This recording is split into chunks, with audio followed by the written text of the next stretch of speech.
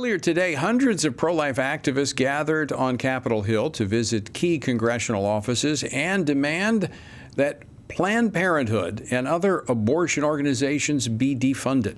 The timing comes as members of Congress are busy hammering out details of the budget, which we hope will not include any funding to abortion providers.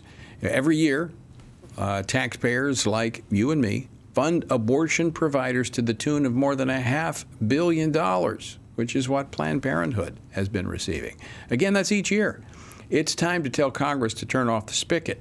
And with unified Republican control of the House, the Senate, and the White House for the first time in 8 years, the pro-life movement has an amazing opportunity to defund providers, abortion providers like Planned Parenthood. And kind of capping off the day was a press conference on Capitol Hill, which I was a part of.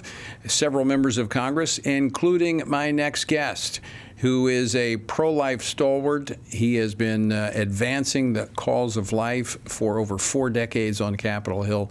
He is the co-chair of the Pro-Life Caucus and the Tom Lantos Human Rights Commission. He is also the senior member of the House Foreign Affairs Committee. He represents the 4th Congressional District of New Jersey. Of course, I'm talking about Congressman Chris Smith.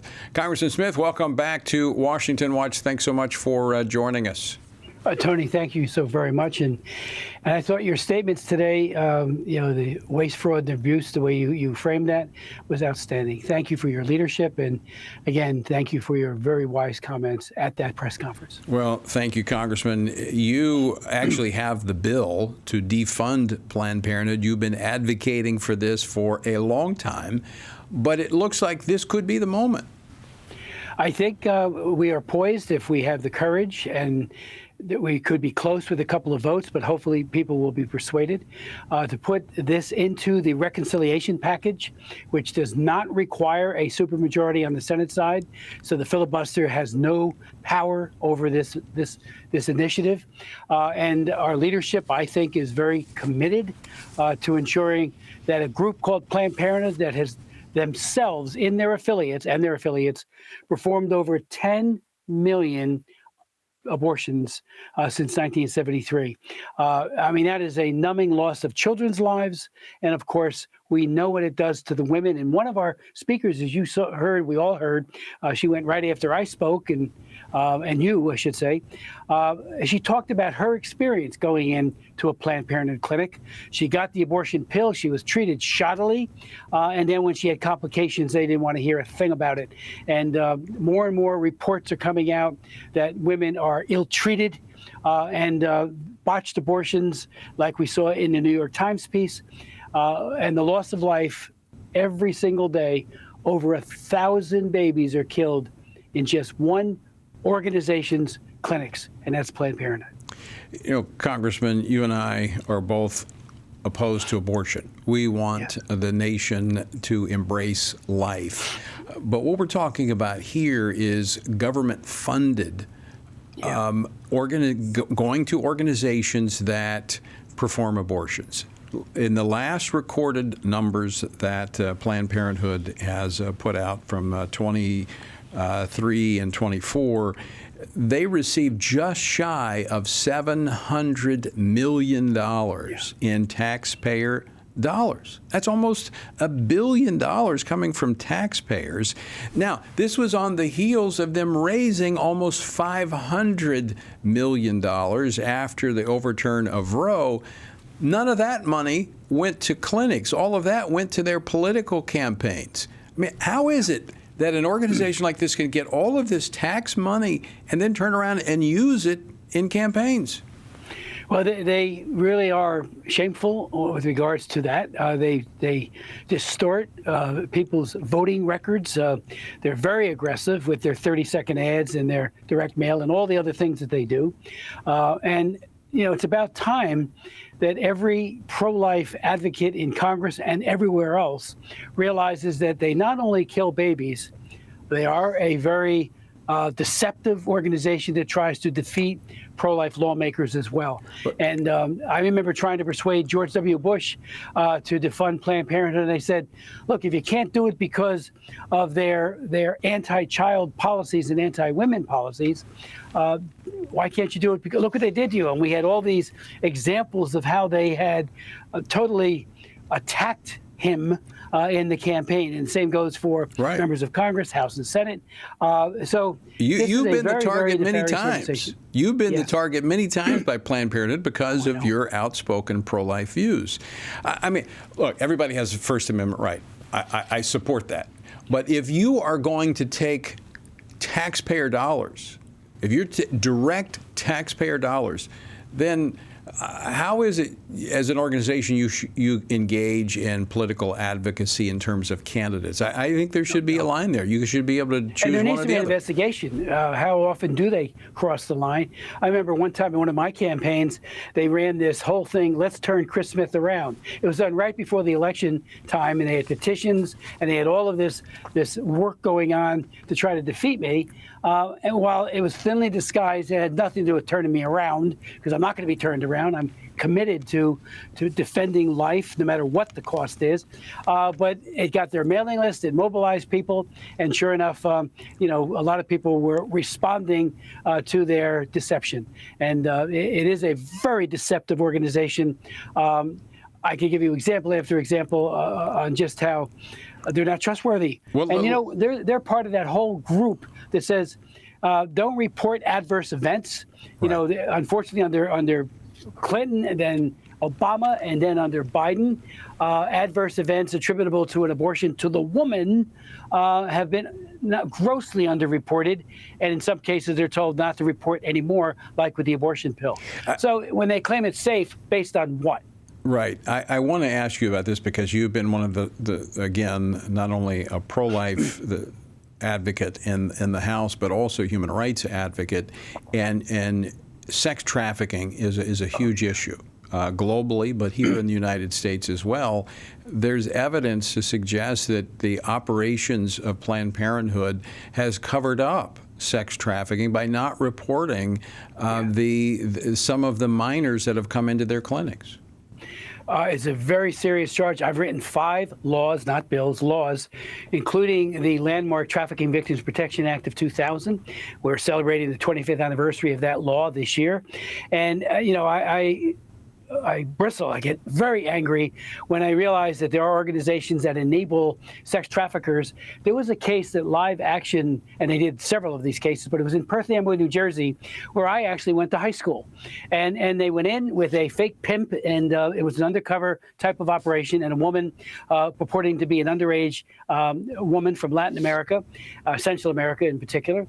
And in the interview back and forth, the Planned Parenthood representative, and I've watched it and I've used it in floor debate, sits there and says, we can take care of this, and, they could be back on the street being exploited, my word, but their sentiment. And they didn't care. They should have been calling the cops as that sting operation was underway, and should have said, I'll stall them, you come and arrest them.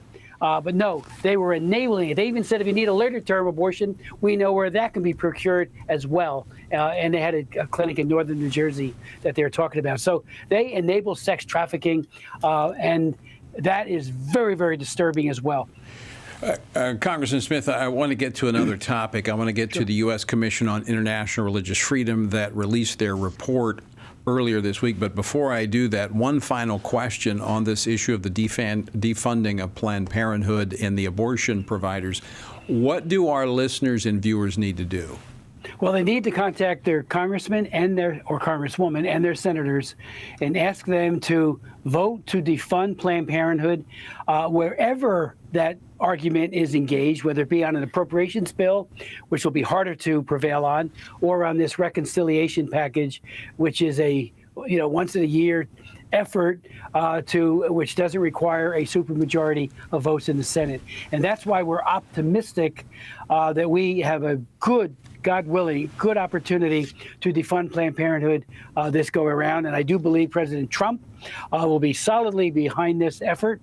He's already called for a pause on Planned Parenthood. He's done some other great things vis-a-vis funding. So Mexico City policy, for example. So call your congressman, defund Planned Parenthood, and call again, and have others do the same thing.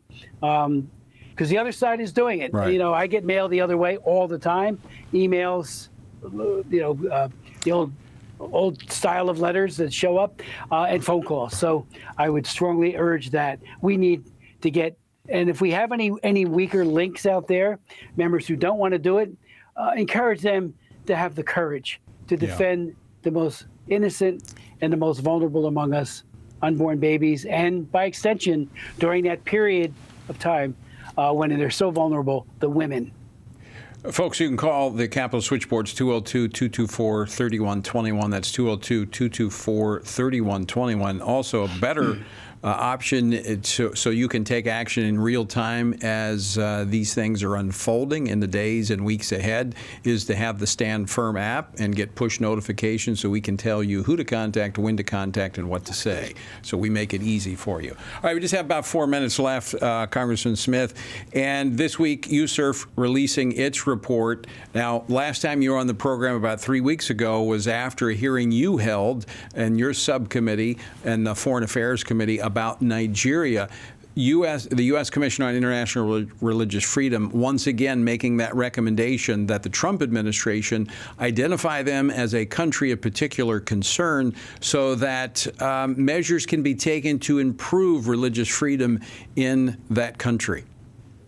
Well, Tony, thank you for testifying. You served as chairman of that very powerful commission on religious freedom, and I thank you for your leadership there.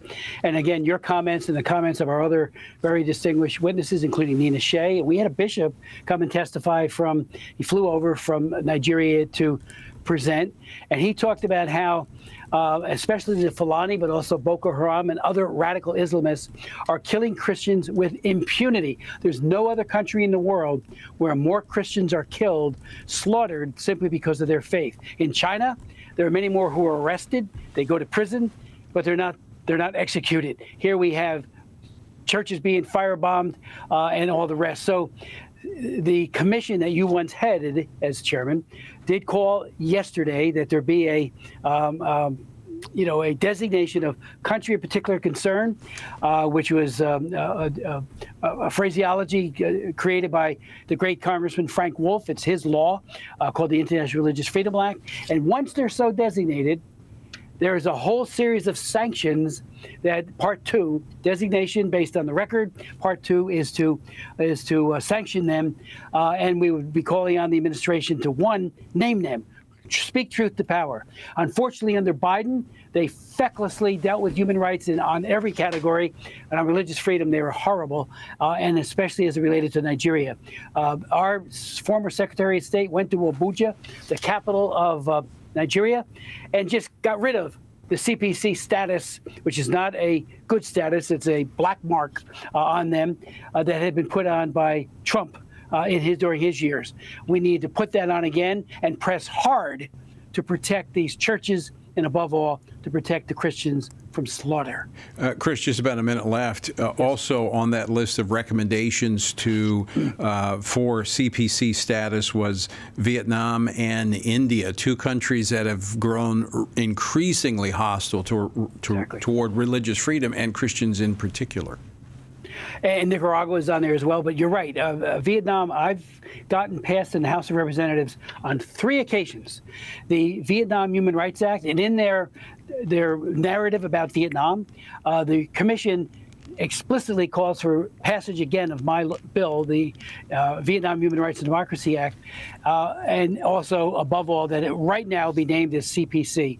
They are torturing. They are forcing people to renounce their faith. This is a dictatorship, and any kind of false sense that this is part of our China card strategy needs to be jettisoned. We don't work with dictatorships that do such horrible damage to Christians. And India, of course, has one major problem after another under Modi, who's the prime minister there. Congressman Chris Smith, I want to thank you for joining us today. And again, thank you for your tremendous leadership on Capitol Hill. Thank you. Tony, thank you for your leadership. It's amazing. All right.